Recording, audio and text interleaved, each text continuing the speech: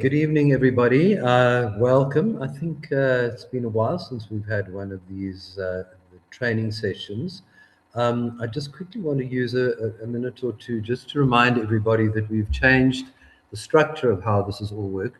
We used to have the training session, what we call the training session, but then also a sharing session, which also took place on Thursday evenings. We've now done away with the sharing sessions, which is about to be replaced by a very exciting new project, which we will be launching soon, and which I will be sending out an email out about in the next few days. So we now only have this monthly sharing platform, and we actually now have fully booked for all the sessions between now and the end of the year. So hope to see you all there, and please spread the word and get as many people as you like to join them. We have decided to open the sessions up so that they're not only for our students, past, present, supervisors, people from other institutes, but anybody who has any interest in logotherapy or any of the issues and subjects which we discuss. Please feel free to invite those people to join us. Just let us know. But we would like, obviously, for these talks to reach as large and diverse a platform as possible. So welcome. Thank you very much for being here. And as always, I'm very excited because Robert's presentations are, as you know, if you've heard them before, always so wonderful, extremely challenging in the most positive and meaningful way. And from my personal perspective, I'm really looking forward to tonight's one. What particularly struck me was when I read in your blurb, Robert, something about, what if reflecting on mortality is not morbid? What if it is liberating? And we'll be exploring how the awareness of death does not diminish life, but deepens it. And this is something that has long fascinated me.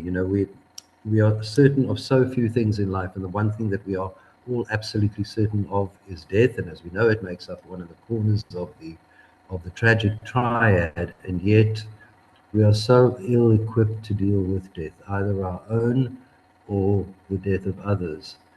And I find I'm doing a lot of grief counseling at the moment, and I really do believe that tonight is going to give me a lot of new, wonderful insights and inspirations. So thanks, Robert, and thank you for always coming up with such great topics in such a wonderful, creative and imaginative way of presenting them. So over to you. Hey, thank you so much, Mark. Thank you for everyone for being here as well. I'll try my best to, well, probably not answer the questions, not that I think there will probably ever be a satisfying answer regarding death and how we should reflect on it. But the Epic of Gilgamesh, for me personally, is something quite special. From the first time I read it, I experienced it, I realized it addresses death differently than what I am used to.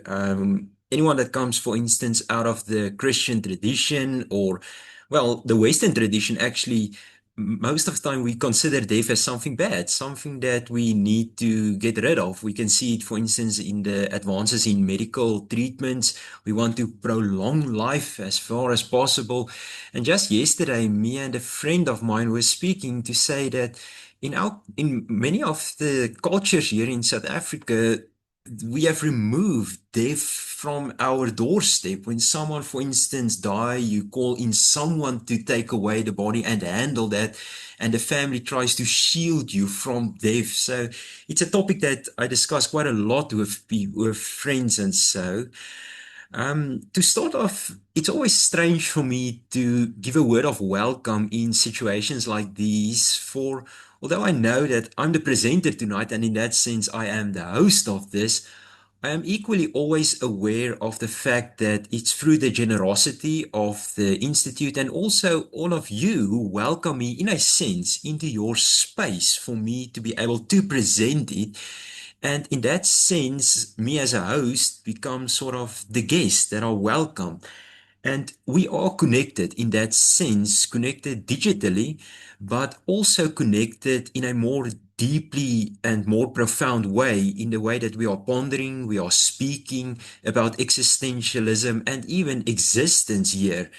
And I'm not opening this presentation in this manner to on a lighter note, just to make light of the situation or just to start in a lighter sense of this, for me, this connectedness is something that comes through in this epic as well. And when we come to the end of tonight, I hope to bring us back to this idea of connectedness and importance of connectedness in the end in how we live.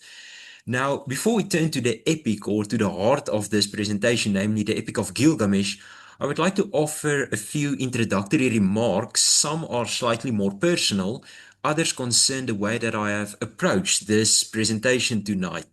This is not the first time that I have wrestled with a great narrative when I thought about the meaning of life.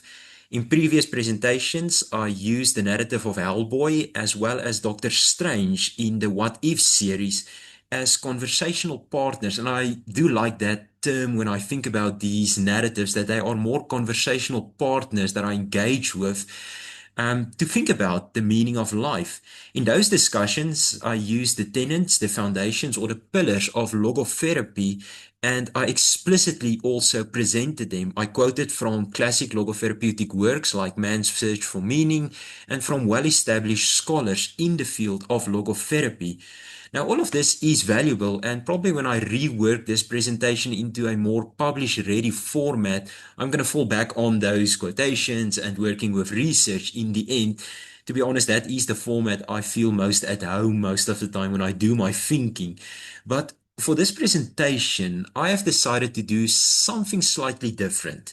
The focus will fall squarely on Gilgamesh, the epic itself, about which I will say much more as we progress. And in the main section, I will not be offering extensive quotations from research on the epic or even on logotherapy itself. Instead, I thought that I will present the story something like a DVD director's commentary, where we literally journey with Gilgamesh and Enkidu, and here and there I will pause and give a little commentary or highlight a section that I think is important to take special note of, but the focus is going to be on the narrative.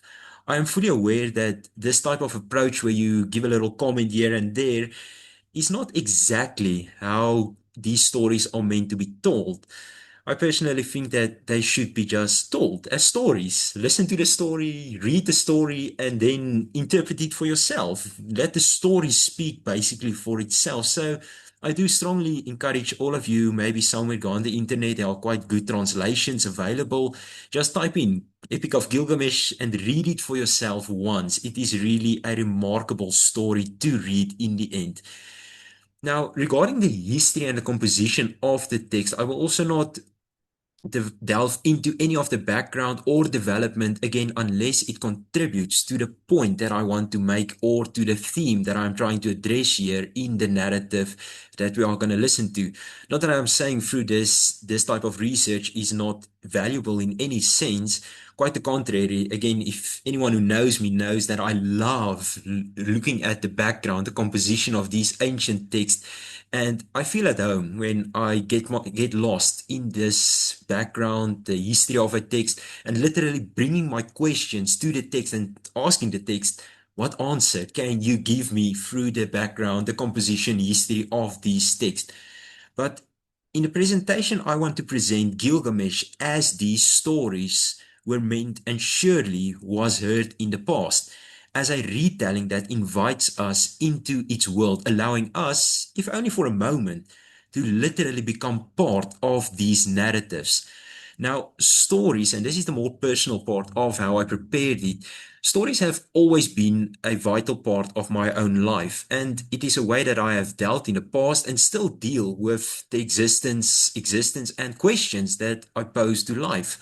I grew up with stories. My grandmother read to me the humorous strips from the Afrikaans magazine Huisgenoot, and retellings of Aesop's fables was part of the visits we had for when we went there.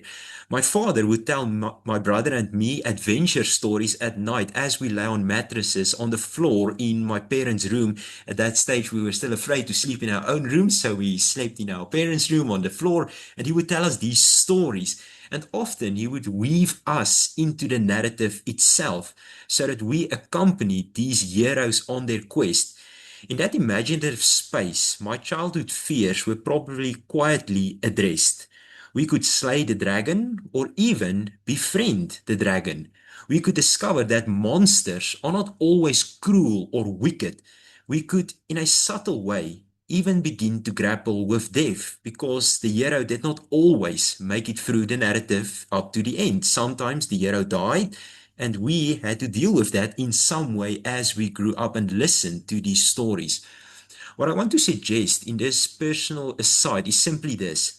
Narratives, whether we listen to them, tell them, or imaginatively inhabit them, are powerful means of engaging existential questions. As I read Gilgamesh in preparation for this presentation, I posed a single question to this epic. What does pondering our mortality contribute to our search for a meaningful life in the present moment? And this brings me to the third and final introductory point before we turn to the epic. And this is probably the only time that I'm going to focus especially on logotherapy now. Those of us who are familiar with Viktor Frankl and the history of logotherapy will know well that this therapeutic approach was born in death, quite literally in death camps of the Second World War. Their prisoners had no guarantee of tomorrow, and with the point of a finger, life could end for them immediately. Yet, logotherapy was also born from a death in a more metaphorical sense. Frankl recounts upon entering the camps, he attempted to preserve a manuscript, something from his past life, something from before the camp life. And there's a moment that he says he realized he needs to strike this out. He needs to strike out the past life and live in that moment that he's encountering now in life. Later, reflection on death became an integral part of the therapeutic approach in logotherapy. For instance, Frankl would invite people to imagine themselves on their deathbed and then project themselves back to their lives and ask basically the life that you have lived when you get to that end point. Would you say it was a life with meaning, a life worth living in the end? Now, all of this led me to reflect once more on death, a subject I have always found both sobering and strangely life-giving. For some, it seemed morbid. Why dwell on death? Why remind yourself that you will one day die? Does that not lead to despair, draining one's energy and joy? For me, the opposite has always been true. The realization that life is finite, that I am mortal, that I will die one day, and that will be that for me, is precisely what lends weight and meaning for me to each moment. It sharpens my gratitude. It urges me to attend, to savor, to listen, and really see what each moment holds for me in a deliberate way in the end. But if I may borrow an image from Gilgamesh, this is like counting our cedar wood before we have slain Humbaba tonight. So let us now turn to the epic of Gilgamesh. And you'll see I've generated some images for us of the chapters or the key points that I am going to try and address in this retelling of Gilgamesh. Much of what we are about to hear in this epic may strike our modern ears as myth, legend, even fantasy, and yet we must remind ourselves Gilgamesh was a real king of ancient Uruk. The struggles, the questions that we find in this epic wasn't just narrative ploys or plot developments that they fought out. The questions addressed by the epic were questions that the authors, the readers, the hearers of this epic struggled with on a daily basis. Questions of power, friendship, mortality, legacy, and the meaning of life. Like all great epics, this is a story of adventure, away from home into the unknown, and then eventually back home again. But it is also something more intimate. It is a journey away from the self into regions where the self feels fractured, lost, unrecognizable, and then, of course, a return. A return not to who one was, but rather a type of rebirth that occurs. There are no epics about those who stay at home and remain unchanged. Epics demand movement. They demand a risk. They often require a descent into despair, darkness, an abyss of suffering, the type of suffering that colonizes your whole body, and it feels as if there is no escape. But a true epic also tells about ascent, of transformation, of metamorphosis. They tell of a return, though never a return untouched.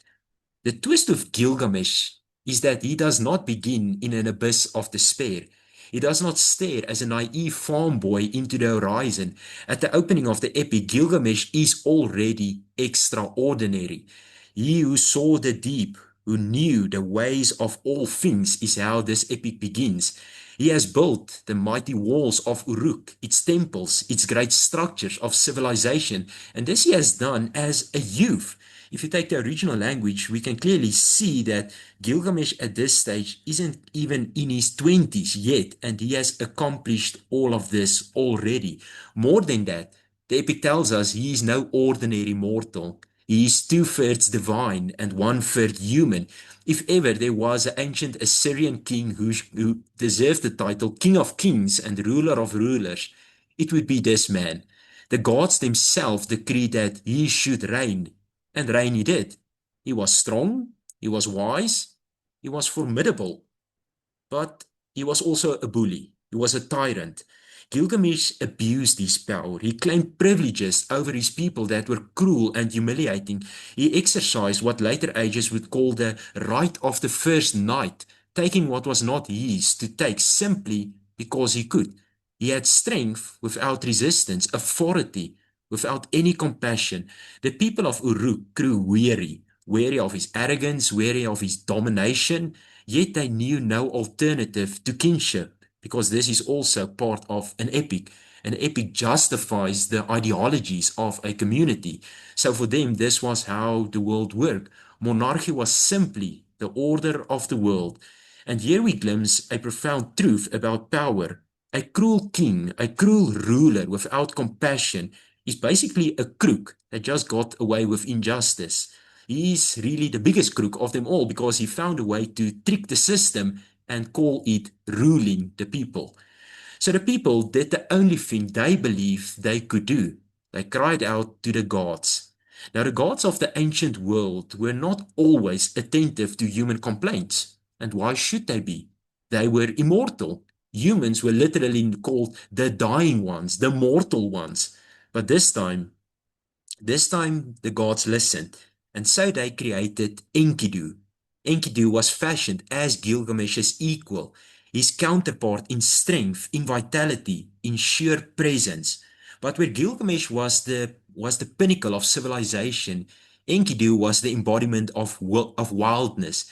He roamed with the animals, his body was covered in hair, he ate grass like the gazelle and drank from the water holes.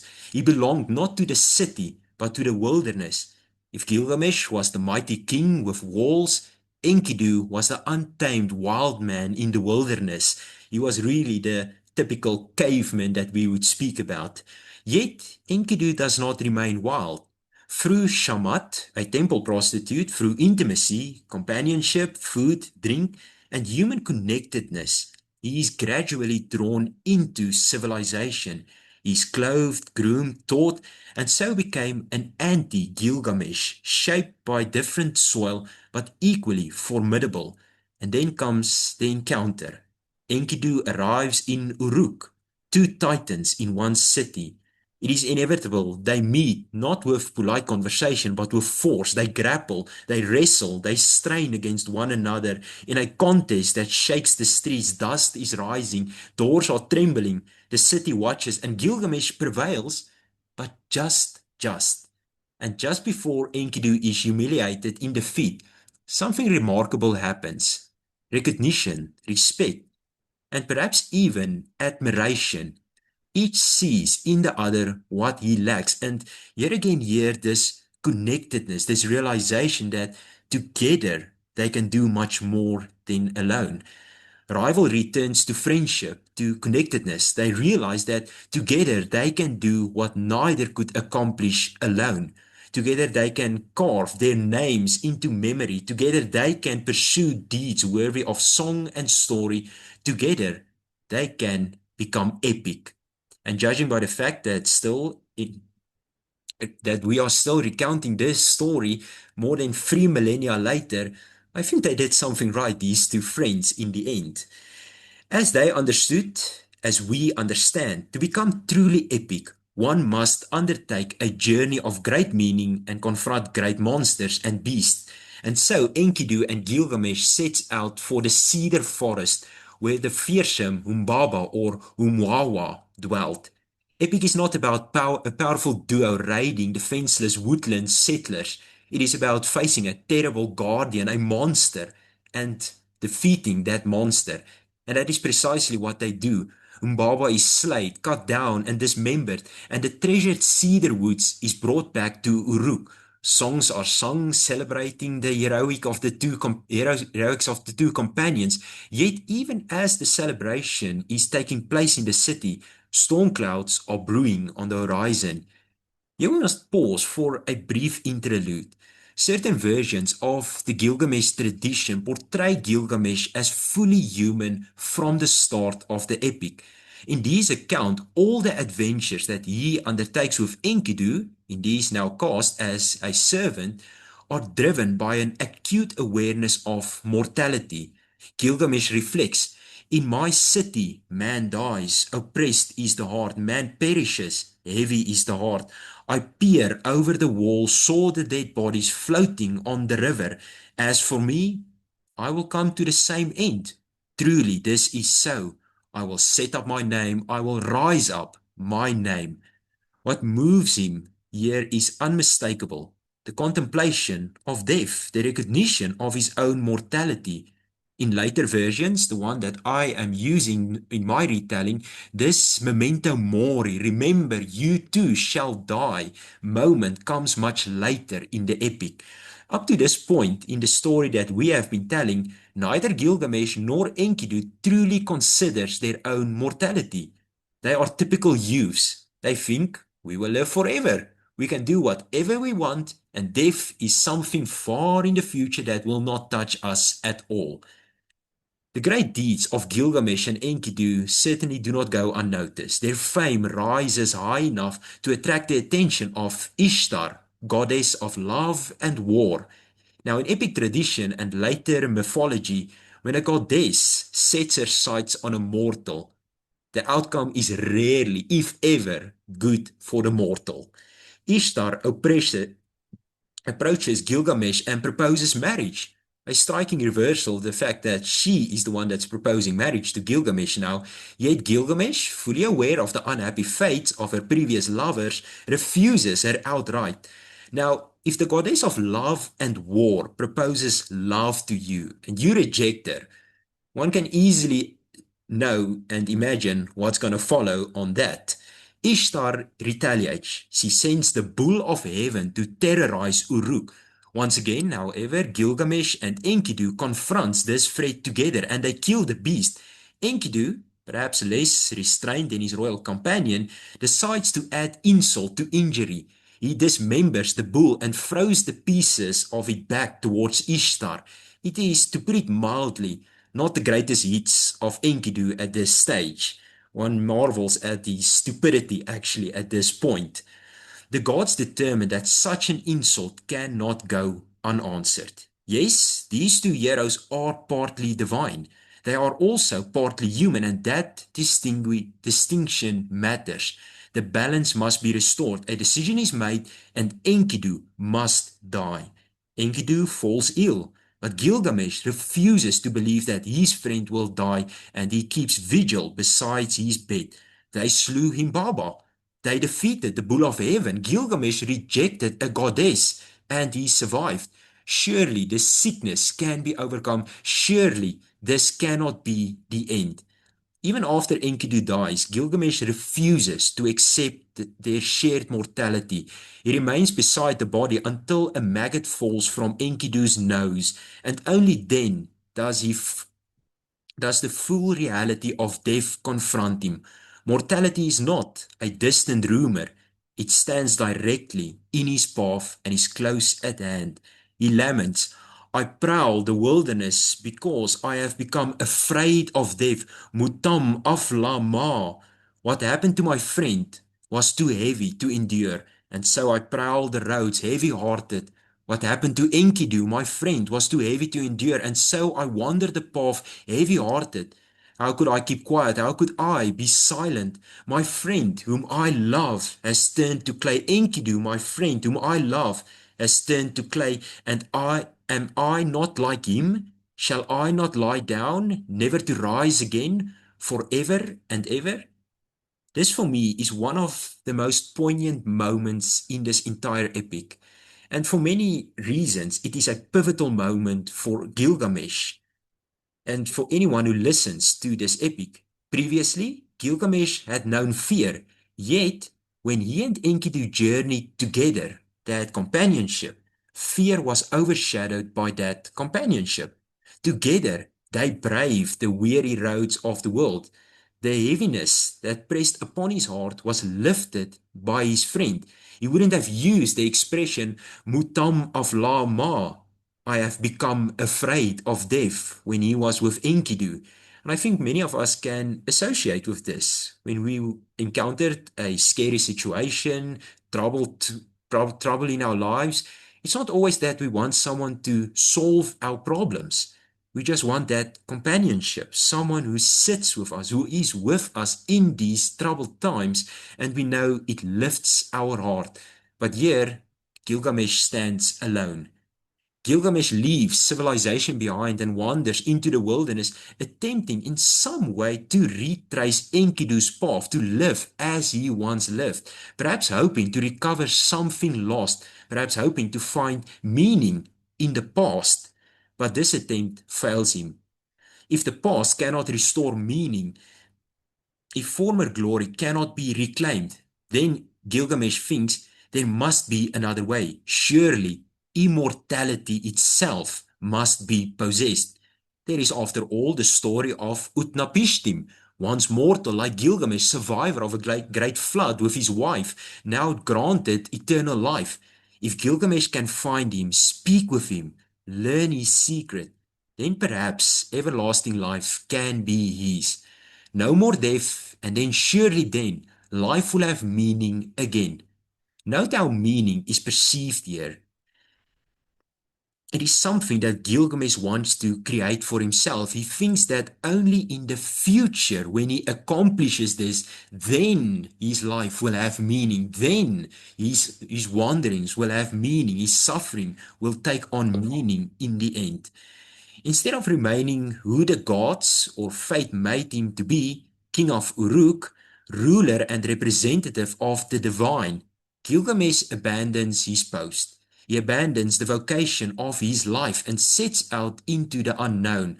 On his journey towards Utnapishtim, wisdom comes to him from the most unlikely of sources, Sidori, the tavern keeper.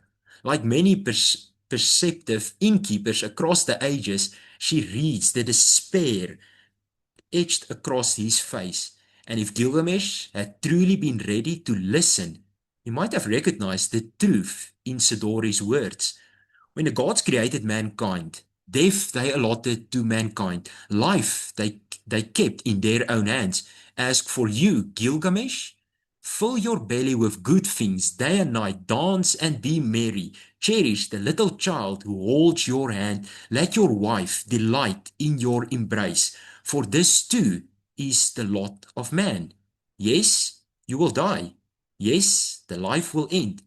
But how glorious, how wondrous it is to share it with others, to live in the present moment, to experience companionship, to care and be cared for.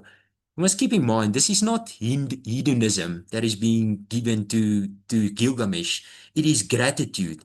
It is the recognition of how fragile, fleeting, and yet profoundly precious each moment of life is. For me personally, this resonates with me. But Gilgamesh will have none of it.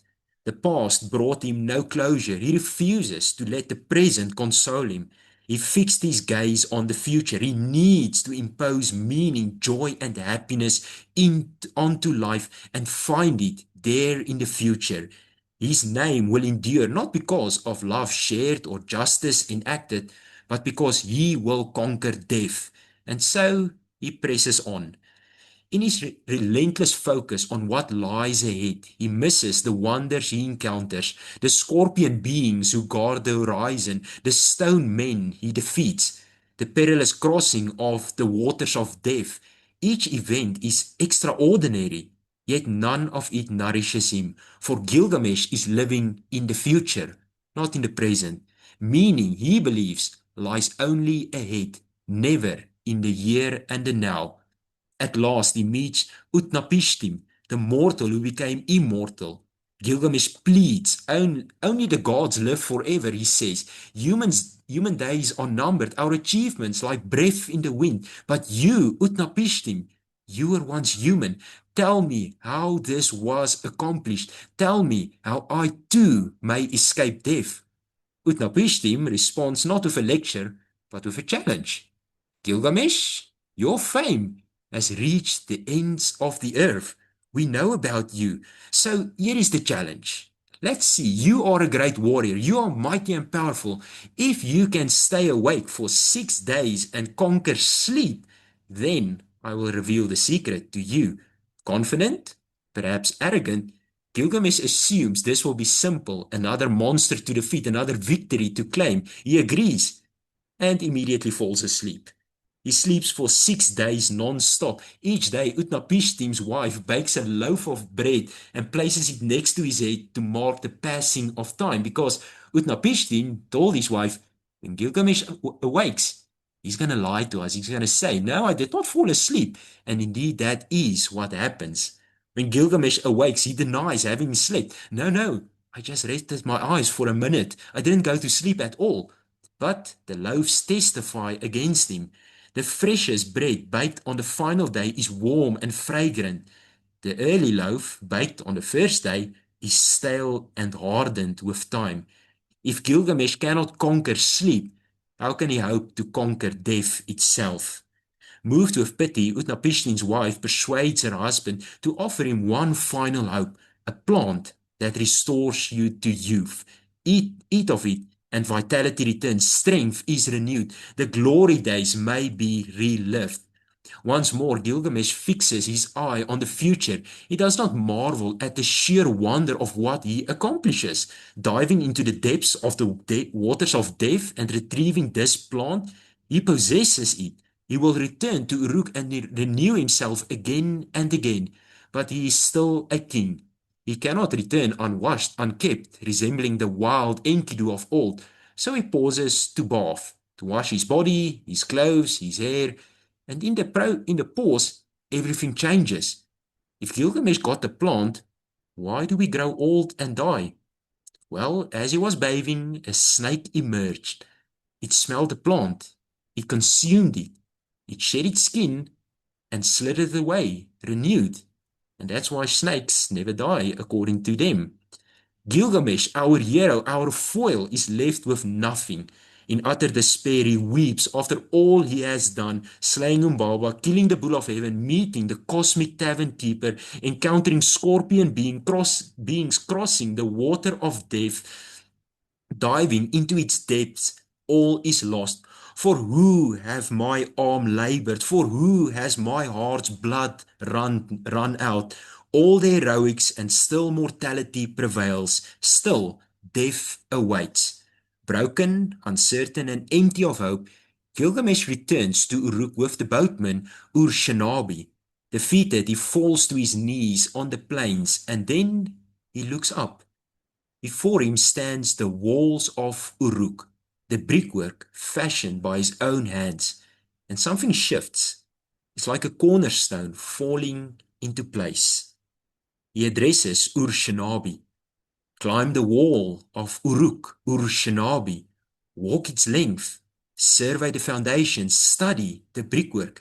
There, is it not made of oven-baked bricks? Did the seven sages not lay its cornerstone? Look, 2,000 acres for the city, the inhabitants. 2,000 acres for the orchids, the farmers. 2,000 acres for the pits of clay, the workers. And 1,000 acres for the temple of Ishtar. 7,000 acres is the size of Uruk. In that moment, after all his striving for immortality, Gilgamesh realizes something deeper. Meaning is found not in escaping death, but in what one builds and share with others while you are alive. Yes, he will die. Yes, he is like Enkidu.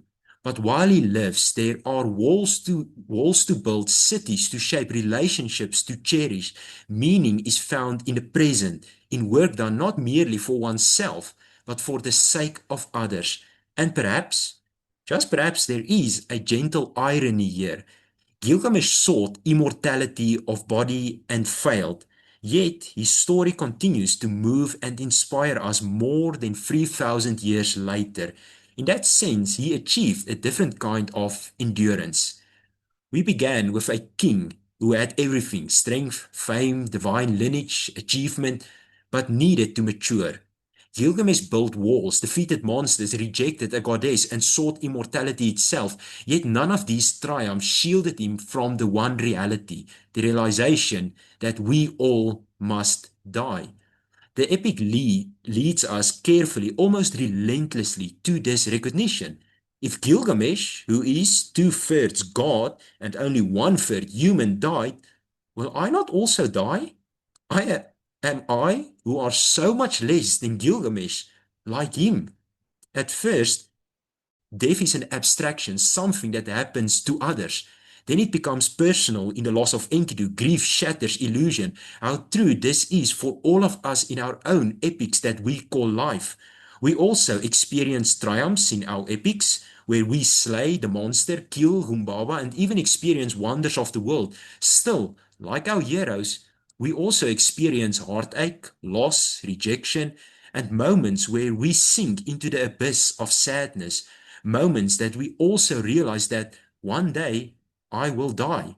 This is part of epic. Epics changes us. Through the epic, we realize, like Gilgamesh, the past cannot be relived. There is no plan of renewed youth. The future, the imagined realm where life will finally have meaning, where I will find or finally be happy, by its very nature, will never arrive. It is a land of scorpion people and rock monsters. What remained to Gilgamesh in the end, and so also for us, is something far less dramatic, yet infinitely more precious: the present, the here and now, the connectedness that we share at this moment, in this space that we are together. Sidori understood this long before Gilgamesh did. It is not about living a hedonistic life in the present without any regard for others, but to live fully in the present with and in connectedness with what and who matters in life. To realize that although the present is fleeting, each moment is precious and unique.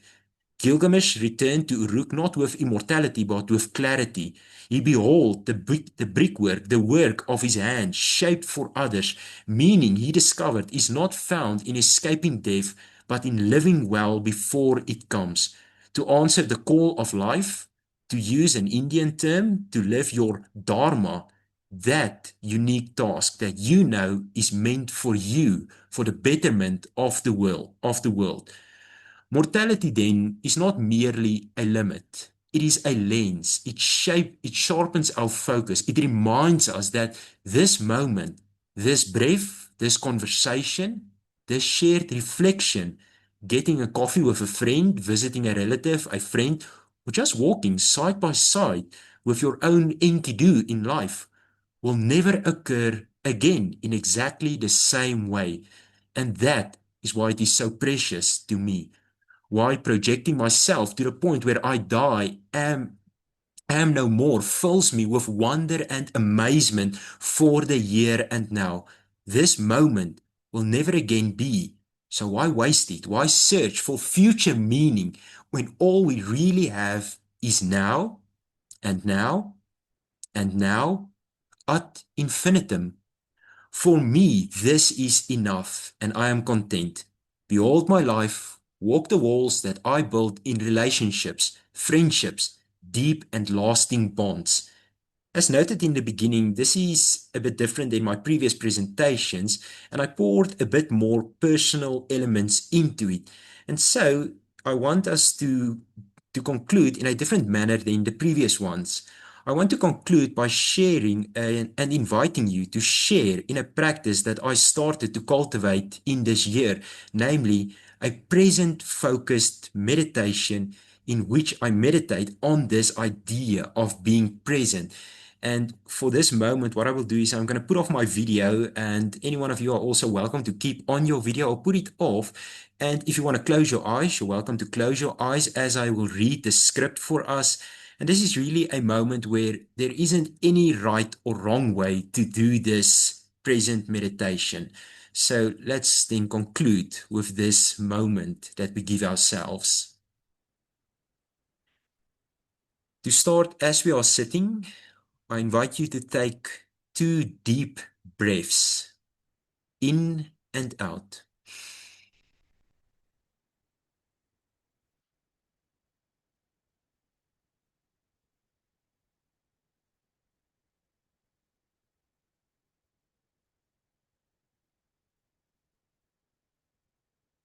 Notice where you are, the weight of your own body, the sounds around you, the subtle rhythms of your breathing.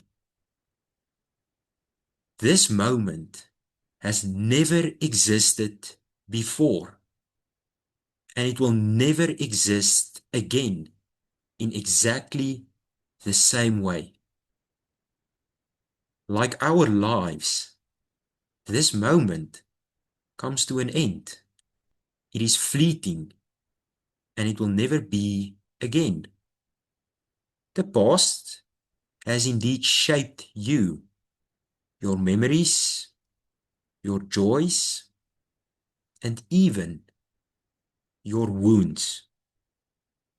But notice, the past exists now only as it is remembered, interpreted, and held in the present awareness. It lives as story, as your epic. It lives as meaning you give to it in the moment. The future stretches ahead as possibility for us all. Plans, hopes, and yes, also fears. Yet, notice in this moment, the future never actually arrives as the future. When it comes, it will come as another present moment. All you have, all you have ever truly had is the moment. This breath, this awareness, this fragile, unrepeatable now. Yes, you are mortal. Yes, your days are finite. But precisely because they are finite, they are precious. Let yourself feel that, not as an anxiety, but as clarity. If this moment is unique, if it will never return, how do you wish to inhabit it? You decide. Resentment or gratitude? Distraction or attention? Isolation or openness to life around you?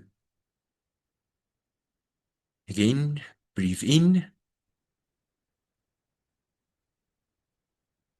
and out. You do not need immortality to have meaning. You need presence. And this moment, fleeting, fragile, luminous, is more than enough.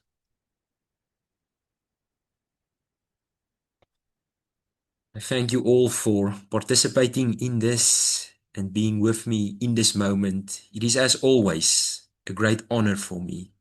Thank you so much.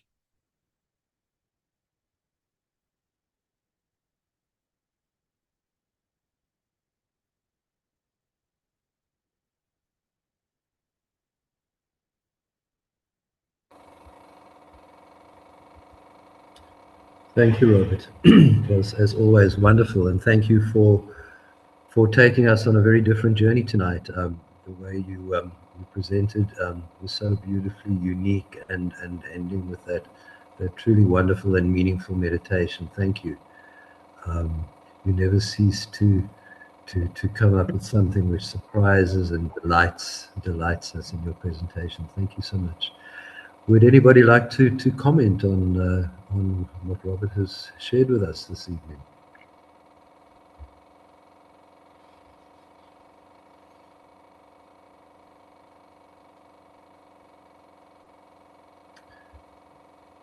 So, Robert, something that does anybody? Something that struck me while we were in the meditation, and it was thoughts that were kind of half forming in my mind while we were talking, but that were crystallized in the meditation, is that yes, the value, the, the unequivocal value of the present moment, how beautifully you presented that. But are we not also, in a sense, in each present moment, even though we do not need mortality because the present is enough, but are we not also creating for ourselves in the present moment a kind of immortality? Particularly if we look at how Frankl talks about the past. And he says everything that we have done remains stored in the granaries of the past, as well as nothing that we have done, is undone. And so in the present moment, as we create those memories which are stored in granaries, those are the things which at the end of our lives we look back and define our lives to some extent, but also what we leave once we are dead. So are we not actually achieving a kind of immortality by living purely and beautifully and truthfully in the present moment?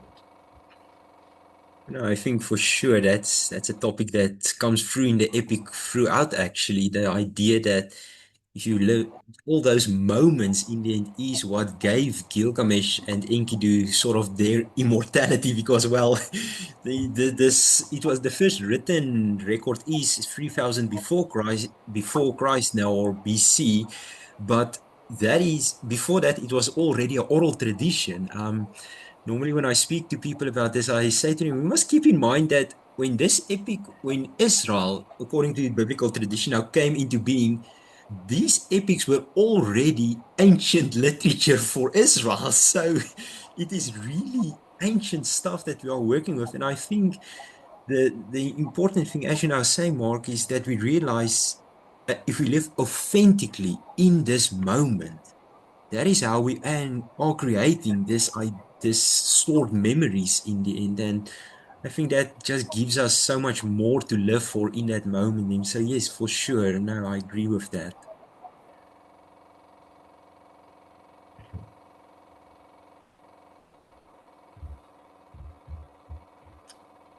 Anybody else?